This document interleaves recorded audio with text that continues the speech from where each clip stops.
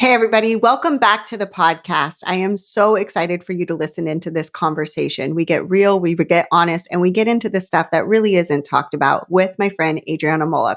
So Adriana has actually been a coach since 2006, and she found herself pivoting because of her own experience, as so many of us go through. She was diagnosed at the ripe age of 41 with breast cancer, and she talks in this interview about what it was like going through that treatment, but more so the disheartening experience that she felt after treatment and the lack of support that there was, whether that was from friends, the medical community, or just, out there in society. So many of the things that we don't actually talk about when we talk about breast cancer, things like pleasure, our body image, our sexuality, our intimacy. We get into all of it so that you can really understand whether you are right now facing your own cancer diagnosis, you're on the other side of treatment, or perhaps you just know and love somebody that has been through this.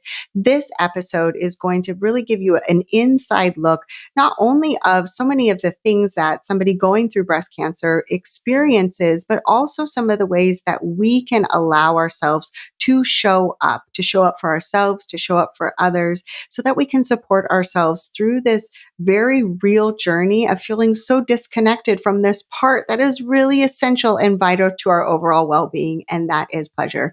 Enjoy this conversation. Without further ado, here we go. Oh my goodness. Adriana, welcome to It's My Pleasure. I am so excited to have you on the podcast today. Thanks for coming on. Thank you. I'm super excited to be here. Yay. Okay, so we're just going to dive right into it. As I said in my intro, Adriana is somebody that helps people that are been diagnosed with cancer move through their journey with cancer in a way that feels good in their body, or at least feels better than how society really has presented it to most of us. So I would love to hear just from you, just like a snippet of how you got to coaching on this from your personal experience. Like, why going through what you did with your own breast cancer journey, like how did that end you up here where you actually wanted to be a coach for others going through the same thing? I've been involved in the realms of therapy since high school. So therapy has kind of been my calling and something that I enjoy immensely and I feel like is super important. I got my coaching certification in 2006. So I've been off and on coaching since then. When I was diagnosed with breast cancer. So in 2020, I got diagnosed in not the peak of COVID, but it was October of 2020. So we were still very masked up. We were still very isolated and all of that stuff. So it was a very lonely time for many of us to begin with. Mm-hmm. And I got this diagnosis really out of nowhere. The more people I talk to that have been diagnosed with breast cancer, that's very common, kind of out of nowhere. So it's obviously a massive blow, right? And, Yeah. and so many aspects of the word. It's very shocking. It's out of nowhere. I immediately knew that I had to allow myself to wallow, to mourn, to fear, do all of that. But then that it was my opportunity, because I can't control what happened to me, that it was my opportunity to figure out how I was going to grow from this, how I was going to evolve, how I was going to expand. And I did that, right? I was very fortunate, and I still am very fortunate to have access to a ton of mental health tools. And I'm also very quick to get help when I need it.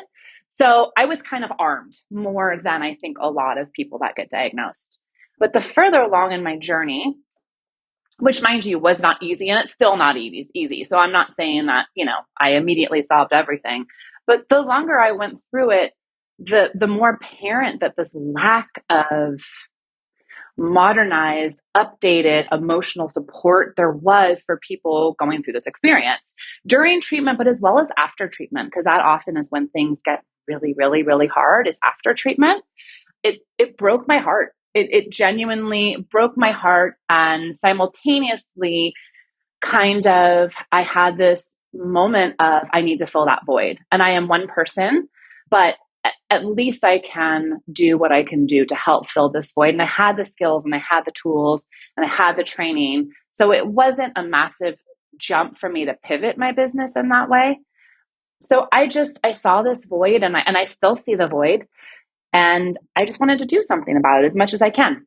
Yeah.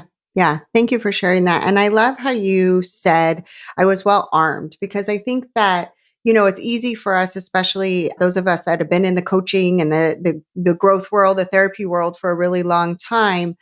I think it's easy to think everybody knows this stuff, or even the way that you said, like, I'm going to take a look at this as an opportunity of, like, I can't control what happens to me, but I can control how I react and I respond to that. And still, it's so easy for me to forget that that's not something that everybody knows. Like, that is not something that a lot of people, and maybe they know it in certain realms, maybe they know it in relationships. Like, I can't control how somebody reacts, but I can control how I respond, right? But then they're like faced with a health crisis, and they don't even see that that's the same thing, that it's the same with health as it is with a person, that it is with a storm or weather outside. Like, there is some sort of level of control. So I really love how you just worded that and brought that to light, because I think that's so important for us to remember is Yeah. a lot of us aren't well armed, and we might No. be armed in some areas and Yeah. then we're not in others. And this is the place that it feels really lonely.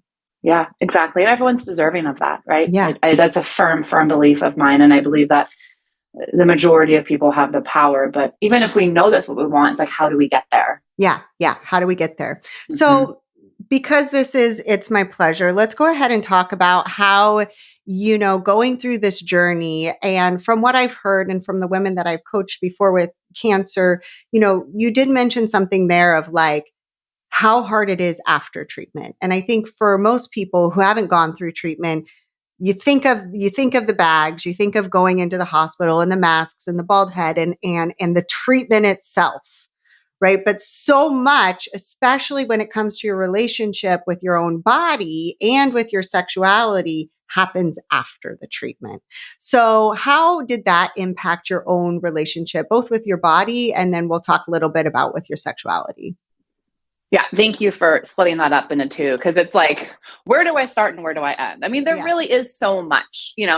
So the journey is different for everyone. The experience is different for everyone. And I'm very open about that in all of my work. What I will say was, I think that one of the hardest things is being a young, vibrant woman. Being a young, vibrant woman, not perfect by any means. We always tend to beat ourselves up, especially physically. I mean, about our physical appearance, but going from this healthy, young, vibrant, kind of unscarred, beautiful, I mean, I was 41. It wasn't that young, but I'll tell you, when you get diagnosed with cancer at 41, all of a sudden, all you hear is, "You're so young." It's such a Yeah. great day to feel young again. You're like, Yes. "Oh Yeah. yes, I am young." Yeah. Um, so I think the biggest visual, like, body, challenge for me personally, and also for a lot of my clients, is the visual side of it, right? Especially if we have elected to have a mastectomy, with or without implants, you're covered in scars, your breasts, your implants are uneven, or you go flat, or you have a prosthetic. We kind of feel like Frankenstein, for the lack of a better term. We have, I have over 21 scars on my, from my neck to my abdomen, all from cancer treatment and preventative treatments. And so it's a bit of a shock, looking at my body. I have no nipples. I have no sensation in my breasts. I mean, they're not even breasts. We call them mounds or foobs, because I can't feel them. They're just like Barbie mounds.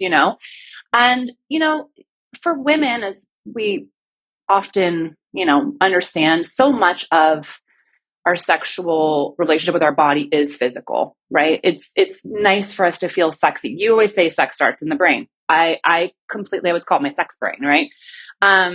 So to feel unattractive, to feel like a freak, to feel distorted, is something that, it really humbles you. It's something, again, that, it doesn't tend to just go away if you're not working on it.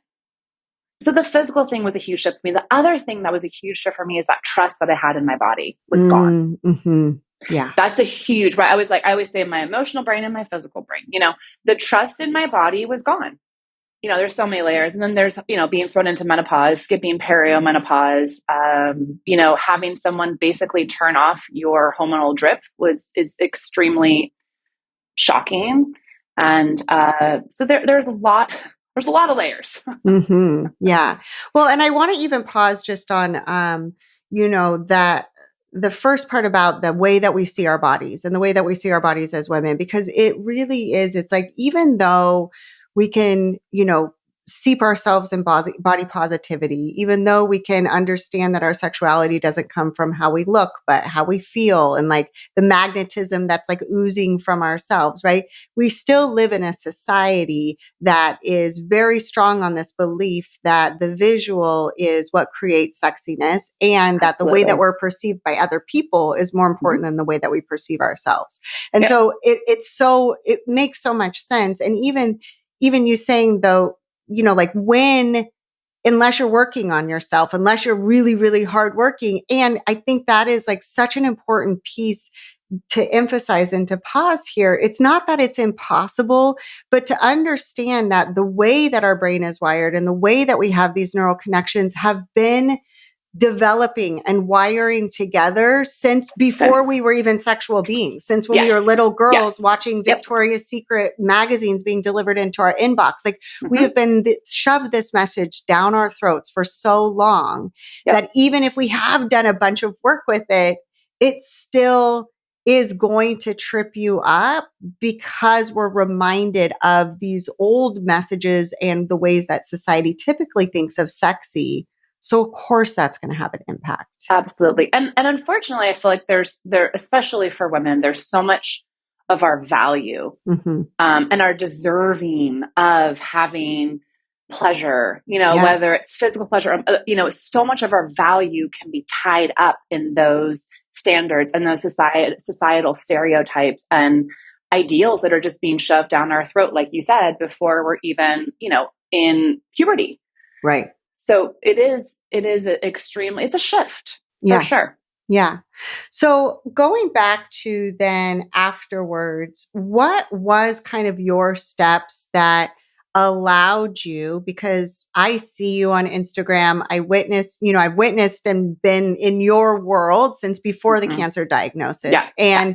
and really seeing, that transformation in you has been such a beautiful gift. So thank you Thank for you. sharing that. And Yeah. so for you, like what were those first steps that you said? It's like, oh, well, I'm seeing myself as a Frankenstein, or there's this, body. Like, how did you begin to even reconcile that sort of identity with yourself? Yeah. That's, there were a lot of steps. Yeah. Yeah. For me personally, I think, and I just spoke earlier on this today, I think a step that we often miss, especially when we're wanting to rebuild so desperately. And again, I don't mean that in a negative way, we're just very driven to rebuild.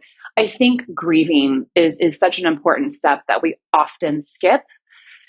It's important. It's important in my personal experience and experiences that I've gathered from my clients. I think it is so much more long term successful to build a new life, build a new perception, build a new whatever on a solid foundation. And I feel like when we haven't grieved, that foundation can be kind of, not as solid. And so I do think there's just a grieving and an allowing, giving yourself grace to grieve, giving yourself a permission to pity yourself for a day and have a pity party and wallow in the pain and wallow in the unfairness and the wow, cancer has taken so much from me.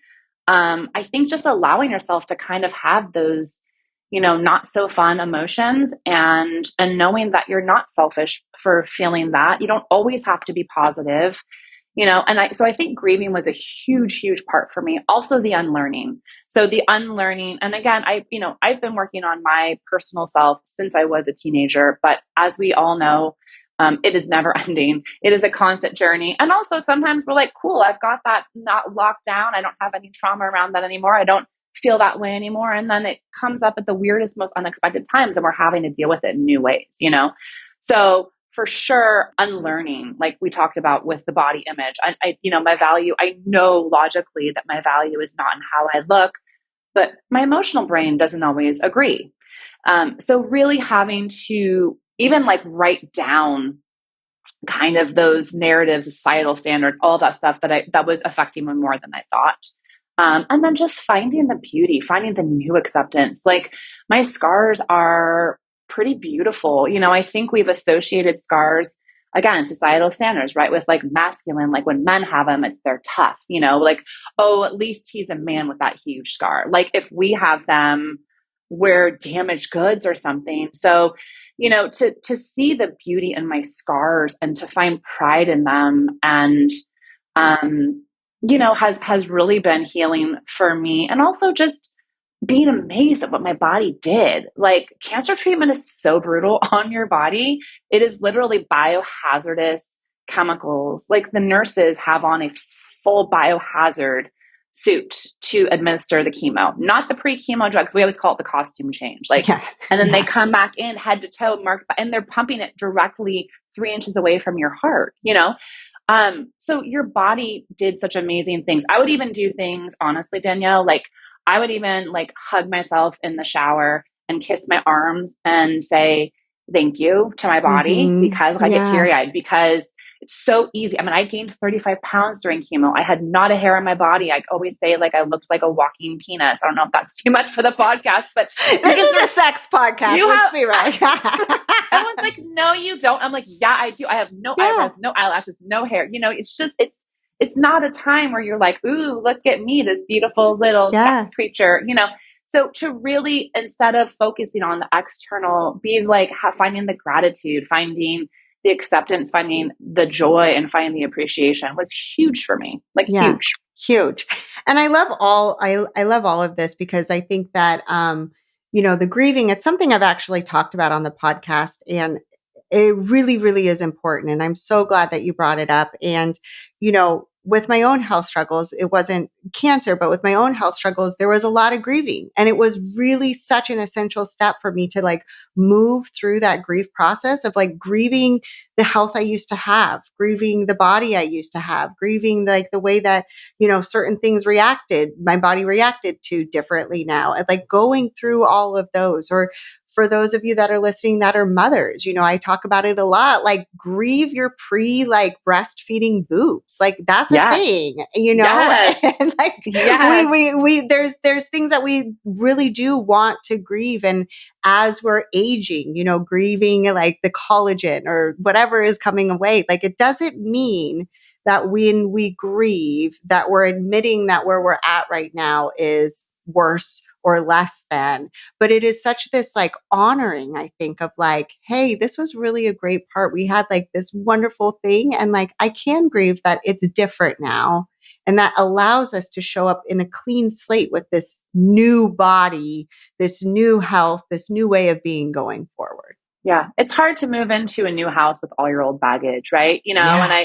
I feel like it's the same with grieving. It's like it's much easier, and I think the long-term success of whatever you're trying to build is really much more, and that's always my goal, right, with myself and my clients is long term. It's not, I don't want to feel better for a month. I want to, and I do think it, like you said, it's a clean slate. It allows you, it opens up the new opportunity without it already being Yeah. dragged down. Yeah, yeah. And I love your visual of the kissing in the shower. It's something that Yeah. I actually Yeah. have like a whole guide that talks about some of that, whether or not you're going through treatment, because Yes. us being the giver and the receiver of our own love, like that creates such a huge sense of trust and a different type of relationship than we have with our body. And when it comes to us sexually, right? Like there's so often it's like we are the object to be enjoyed. We are the object of pleasure. We are the object of desire. So part of that unlearning process and that like reintegration is, oh yeah, like I can kiss my own body. I can be grateful for this. I can enjoy it. I can love it. And knowing that that's also part of a healing journey, not just in order to get more turned on. Yeah. And I still do it honestly when I'm beating myself up. Cause again, I'm physically not the same as I used to be. I can't exercise on a regular basis still. I still have insane levels of fatigue. So it's really easy to just go right to Mm-hmm. not hating myself, but just in immense disappointment and frustration. And that's when I'm like, okay, but look what your body is. It's easy to forget. It's Yeah. so easy to be hard on ourselves. Yeah. It really So is. I make it a point still to be like, okay, you're doing great. I know you're battling. I know. Thank you. Yeah. Thank you for fighting for me. Because we don't see that part. No, we don't. And it is, and whether you're going through cancer or anything else, I think you have two women on here who have been through health stuff, and it really does. It comes back. It's like you can do all of the mental work, all of like these neural connections, all of these things of being grateful and loving your body for all the strong things you're doing.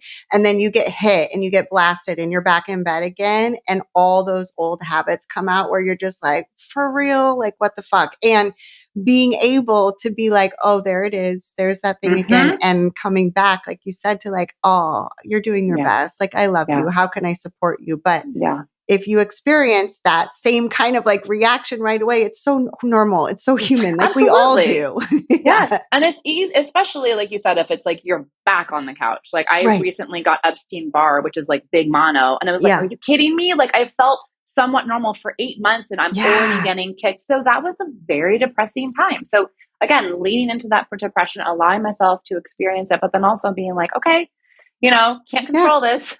Yeah. Yeah. How can I love on myself extra? Yeah. Like, are we done? Like, there is that part, right? Where you're like, I want to be in the Yeah. pity party. I want to be in Yes. like, just like the sack Yes. of my sadness. And Yep. then eventually that other part clicks on and we're like, are we done now? Yeah. We got to get out. Like we gotta remind ourselves who we are and that we can love ourselves through this and we can choose how we think about this one too.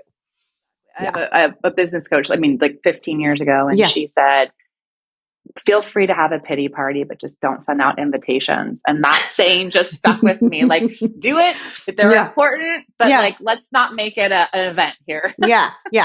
It's not a monthly occurrence. It's not this recurring thing on your calendar. No. Yeah, absolutely.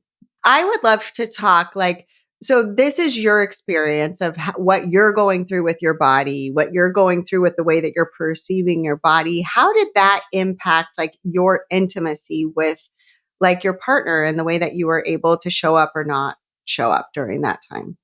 So I'm just going to talk about after treatment, because during treatment for myself, sex was not even on my mind. Right. Not everyone's that way, or a lot of, especially women, because I work with all individuals, but especially women will have sex during treatment. And usually it's because they feel like they have to for their partner. That's a different conversation. Yeah. But whole bunch of other episodes in that one. Yes. I know. Yeah. Like we'll talk for 17 hours. But I understand that. I think that's very common. I'm not like shaming that at all, but I just I'm fortunate that I am communicative with my partner in that way. And he actually wasn't even. He's like, I look at you and I'm like, are you kidding me? Like she needs to heal right now. It's not like, hey babe, I'm feeling horny right now. I know you're throwing up from chemo, but it definitely did shift. Of course, afterwards, honestly, a massive part of it was menopause. So I finished active treatment in June of 2021. And I was immediately, chemo does put you into, for a lot of us, puts you into menopause immediately. But then if you finish chemo and you don't go on any drugs, I had hormone positive cancer. So I had estrogen and progesterone positive. So what the doctors do is they want to shut down your estrogen as much as possible. So it's either a monthly injection to suppress your ovaries, or you can get an oophorectomy, which is what I opted to do, which is to remove your ovaries and your tubes. So basically, for me, I didn't even have perimenopause symptoms. So it was extremely extreme. Yeah. It's extremely shocking. Extreme. So my poor body, this is what I am like, sorry, like I don't want to beat it up, because it went from all these medications, all these drugs, all this trauma to instant menopause. And that I think was the hardest for me, because the hormonal drive to want sex was gone. For me, not completely, but a lot of it was very gone. And then I have opted to actually have testosterone implants, and it's actually what I've chosen to do to prevent recurrence instead of taking the medications that the doctors have prescribed me, which is to lessen even more of my estrogen in your adrenals and your fat. Right? They want to get rid of it all. I couldn't handle those drugs, so I went on testosterone. And that has helped immensely, but it is definitely not the same thing as estrogen. It feels different. My sex drive is back to a point. for me, it has been an immense amount of communication, like immense. So that is with my partner, absolutely, but first with me. Because in my world and my experience and my theory, the best way to communicate is to really know what you're needing, which is communicating with yourself first, right? It's the clearest path, all of that stuff. So I had to relearn my body. I had to relearn what felt good, what didn't feel good, because my body has shifted. Things that, well, first of all, boob play was huge for me in the sexual bedroom world. Yeah.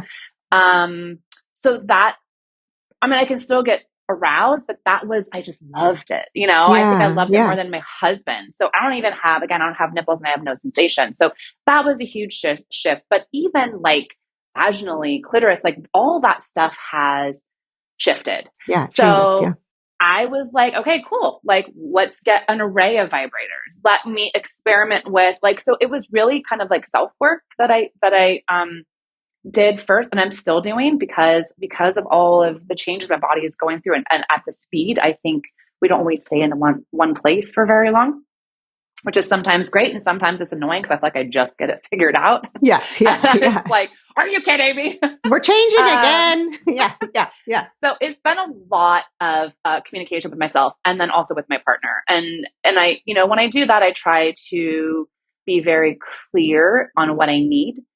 Yeah. And again, that is why for me, communicating with myself first is very useful. But it's also like just being open. And I'm very grateful to have such a partner that is willing to take this journey on with me. I say grateful and not lucky because I've built that and I've fed it and maintained it. So has he, obviously. So it's just a lot of communication, and it's not easy, and it's not, like I said, it's not consistent. So it definitely can be exhausting on days, but honestly, it's about being creative and kind of thinking outside the box has been very helpful for me.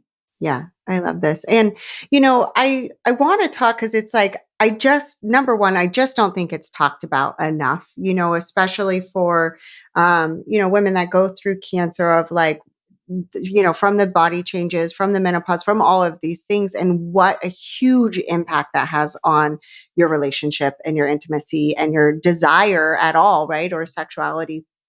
And so, what do you think, or like, how do you think like societal perceptions of breast cancer have impacted kind of our ability to pursue pleasure or our interest in intimacy? So, I'd just be curious to like, just kind of how we perceive in general breast cancer survivors and how that has like either positively or negatively impacted our ability to go after You know, pleasure. unfortunately, I think it's more negatively than positively. Which again, this is, and I don't just help people with sex stuff, right? Like an intimacy. Of course, it's whatever your journey involves. So, but I think honestly, with all of it, we are expected to go back to who we were. We're expected to, and I use quotations, go back to normal, and that is impossible. It's impossible. Even let's just, for like example, right, just like clear cut and dry example, let's just say my body was unscathed, my body came back totally normal, I didn't have all these different sensations, my hormones levels were the same. The emotional trauma that we experience through breast cancer, it fucks you up in a lot of ways. And it doesn't mean it forever fucks you up, but it's a trauma. And that's also not talked about, right? It's kind of like, oh, I mean, you even run into people who are like, oh, having breast cancer is like having a cold now. Everyone has it. And you're sitting there going, so I just faced death and I'm Yeah. still I'm facing, like, right? wait, It's what? like, Yeah. I Yeah. know, but and sometimes people say Yeah. this stuff to make you feel better. Sometimes they know 10 people. So it's normalized with becoming more and more normalized for younger women, or number people or younger people that experience breast cancer. But it's also, which is great. Like we should be, somewhat normalized, but it's also extremely isolating because it is impossible to go back to who we were. And I think too, these movie images of these weak, frail chemo patients, but like I gained almost 40 pounds during chemo. I did not know that happens with most breast cancer patients. So I think when people see you and your hair starts growing back, if you're lucky, right? I still am missing like half my hair, but your hair grows back, you get some color again, and they're like, you look great. So it's like, you're fine now. And so when you're not fine, and you're talking to kind of, we always call it the outside world in the breast cancer community, it's there's a lot of confusion and there's a lot of expectations, and you almost feel lame for being like, yeah, I'm actually still really struggling. It's just not like socially acceptable. Whether that is, sexually, emotionally, physically, it's you're kind of always gonna struggle in some way, shape, or form. And that is not talked about. And it is almost very negative. It's like, what I've even had clients say to me that their friends will be like, when are you gonna get over this stuff? Like, you've been out for a year, or you've been out for 8 years. Like, is it always me about breast cancer? And that's the hard thing, is that it really is a lifelong shift. Yeah, yeah. And I'm really grateful that you said all of that, because I think it is true, especially for people that haven't gone through stuff or haven't witnessed anybody going through that journey. The assumption that now that you're not facing death right now, there's no worry there, or Yeah. there's no What's the stress, or problem? there, like, what's the problem, Yeah. right? Or we're through it, like it's done, Yeah. like you said, like hands clean, we're done. And to really deny the fact of, like, not only the physical implications, but the impact, the imprint that it leaves on our emotional bodies, like on our, our internal bodies, of like trauma. And, it just reminds me of working with a lot of sexual abuse survivors, and myself being one. It's like that you look fine from the outside, and some people or some partners or some whatever saying these offhanded comments of like, that happened to you 20 years ago. Like, really, this is something that we're still working through. And it's just that, community kind of misunderstanding about how trauma impacts and how it lingers and how it stays there, but it leaves an imprint forever. It's not like that just goes away because there's healing. So Yeah. Yeah, no, that's a really good point too. And I myself am also a sexual abuse survivor. And, it's interesting, we talked about how trauma stays with you, and it almost rears its head at weird times. I mean, even something like that, even though I've, worked extensively on it and processed it, even just being in bed for the first time with my husband with my fake boob, and he grabbed it and we both went, it's just like yeah, this, and for a yeah, lot of women, that will trigger the trauma. Because it's yes, like, yes. it's all like, even they're like just starting to feel vulnerable, like, okay, I'm going to do this. And, even it's just like, oh my gosh, it's an instant reminder. It's almost like a flashback to where you were, what you went through. And, I know for a lot of sexual abuse survivors, that is something that happens when we're least expecting it. And it's really no different for breast cancer. And again, the communication, right? So for me, when those experiences happen, it's like, just even saying ahead of time, like, that might happen and hopefully it won't, but if it does, like, we'll talk through it. And just being like totally open, and just knowing that when to say, like, I can't do this right now. I'm way too vulnerable, and stopping. And again, it's nothing to do with your partner. Yes, it happened a long time ago, but that doesn't mean that the emotional and the physical trauma are not stored. They're still there. Yeah, yeah.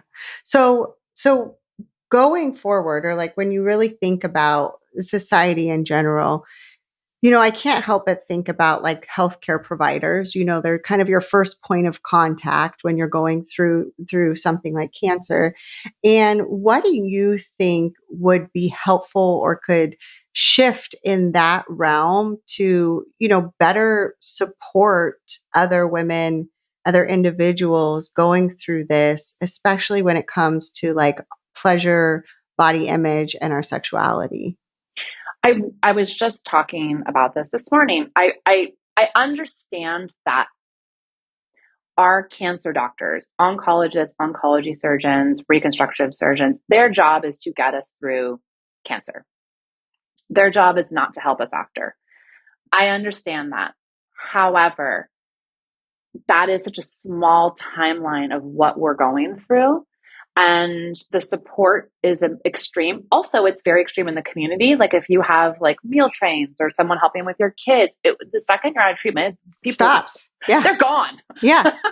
And it's almost the hardest time. And I don't know how to also explain it. Then I have yet to have a client say that treatment was harder than after, because you are kind of left alone. So I just wish that that doctors and hospitals and organizations would at least point you to the resources and also warn you about it, right? My gynecologist, I actually got a PAP like right before I started chemo, just to make sure that everything was okay. And they were not an oncology gynecologist. I don't even know if they have those, to be honest. But he was like, if you're going to be in menopause, I do have some creams and stuff. But then your oncologist says something different, right? They're like, if you use those hormone creams, you're going to die. Like not that extreme. So I just wish that there was a bit more conversation around, like, I know, you're for some of us, not all of us, but luckily for myself, I was declared no evidence of disease.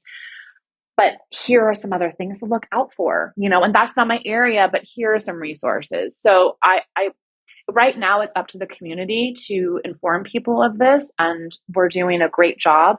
And advocates are also doing a great job. So I would just say really lean on your community big time and find it. It is out there.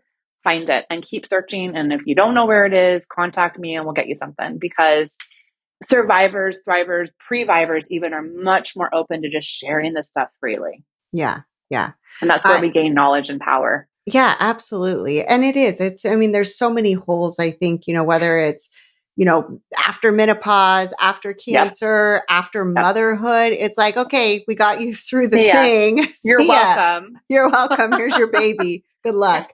And it just shows like the need and this gap there's so much more support. We are not just like these earth suits, these physical bodies that once those are like stitch up to send on the way, that there is so much more healing that goes on in between, which makes me even more grateful that there are people out there like you that are helping to fill this gap, right? To fill this hole. That's the goal. Yeah. So good. Okay. So what would you like to share? Like if there was anything that you could really just share with somebody else that is listening to this and they're resonating with everything you're saying, and they're also just feeling really detached from their pleasure and their sexuality and their intimacy, like what would you say to them, and what might be like the first step to start to like heal that part and reclaim that part? Yeah. I would definitely say to everyone and anyone, but especially people that are struggling in that way, you are deserving of pleasure in whatever form that is for you. You are deserving of it how you are right now. Right? There's so much on self-improvement, and I love self-improvement, but we are deserving and right now how you are. And I think that's something that's so important to really embrace. And then I always recommend getting help. That's what I do. Honestly, like if I am somewhere out of my league, or I am somewhere and I just don't know where to start, or honestly, whether it's taxes or, gardening or mental health or physical health, I'm always like, get a professional, at least get into the community. There are a lot of great resources. The Breasties is one that I have connected with most. They're very open around all of this stuff, intimacy, sex. They actually talk about intimacy on the emotional level as well, which I think is great too, because you lose a lot of friends going through breast cancer, unfortunately. Not always, but a lot of us do. I say reach out, find that community. All of your feelings are valid. And you're not broken. Like, please know you are not broken. Like that is we really, so many of us feel broken and feel like we're almost worthless, after coming out with all of the physical shifts, and you're not. It's just a new chapter in your life. So get the help. I always tell everyone, you are not alone, and I will stand behind that a million times. I'm always here to DM. I'm always here to message. I am just one person, and I might not be your person, but I'm a starting point. And I genuinely mean that, because none of us are alone. There's a large community of young survivors. Yeah. Yeah. Thank you. So if they are wanting to connect with you, where can they do that? And also just find out more about these communities and especially your community? Yeah. So I am social media. I'm really only active on Instagram, and that my handle is Choice Coaching. So super easy. And then my website is a good resource. I have a couple of freebies on there right now. There is one around sex. Again, they're freebies, so they're just starting points, but they're Yeah. nice to look through and they're Yeah. free. So Yeah. Yeah. grab it, Yeah. So Yeah. my website is choicecoaching.org. And all my information's on there, my phone number, everything. So people can reach out to me at any time. Great. I love it. And I will link all of that in the show notes. Okay. So before we go, I always ask somebody, or I'll ask all my guests this one question. And I'm going to tweak it a little bit for you. But my question typically is, what do you think would change in the world if more women were pleasured? But I'd love to tweak it a little bit and ask, what do you think would change in the world if more cancer survivors, thrivers were experiencing pleasure? I think the biggest thing would be self love. And what radiates from self love is endless. It could be what choices you make, what you feel like you're deserving of, what toxic things you get out of your life, right? How you enter a room, how you carry yourself, how you speak. Like, I think much more self love would come of it. And how amazing would that? It's amazing. Yeah, like everything changes in the world when we love ourselves a little bit It more. really does. And it's Yeah. for a lot of us, it's the hardest person to love, but Yeah. it does not mean we're not deserving of it. And it's not mean that it's impossible by any means. Yeah, I love it. Okay. Well, thank you so much for joining us on the podcast today. It has been truly a pleasure to have you here. Thank you for having me. I'm so excited to get to talk to you. Yes, me too. Okay, everybody. So that's it. Thanks again for joining us. It's been my absolute pleasure to share this interview with you today. And if you are somebody or supporting somebody that is going through their own cancer journey, please reach out. Remember that there are a lot of changes. Just because the quote unquote treatment is over, as you've heard today, it doesn't mean that the journey is over. So be there for one another, be there for yourself, reach out, get the help you need. And I will talk with you next week. Take care.